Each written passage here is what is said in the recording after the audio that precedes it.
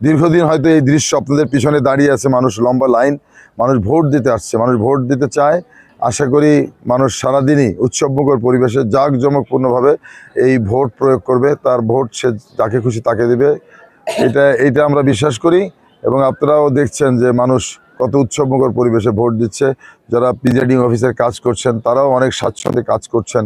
আসলে গণতান্ত্রিক রাষ্ট্রে এটাই হওয়া উচিত, সেটাই হচ্ছে। তো আপনারাও দেখছেন কত শান্তিপূর্ণ পরিবেশে নির্বাচনগুলো হচ্ছে এবং শেষ অবধি অর্থাৎ বিকাল 4:30 পর্যন্ত এই ভোটটা হবে। এই ভোটের মধ্য দিয়ে তারপরে ভোট গণনা হবে।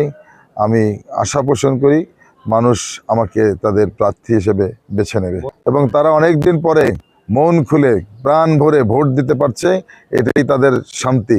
প্রত্যেকটা মানুষ 5 বছর পরে তার একটি অধিকার, এই ভোটটা দেওয়ার সময় আসে এবং বাংলাদেশের সংবিধানে আছে রাষ্ট্রের মালিক জনগণ, আর জনগণ রাষ্ট্রের মালিক একদিনই হয়।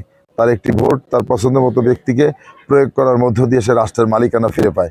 আমরা এই 2 মাস চেষ্টা করেছি মানুষকে মোটিভেটেড করার জন্য, ভোট কেন্দ্রে আসার জন্য। মানুষ আমাদের কথায় সাড়া দিয়েছে, ভোট কেন্দ্রে আসছে এবং সারাদিন এভাবেই ভোট দিবে এবং আমি আশা করি অন্তত 80 ভাগ ভোট এখানে উপস্থিত হয়ে ভোট প্রদান করবে।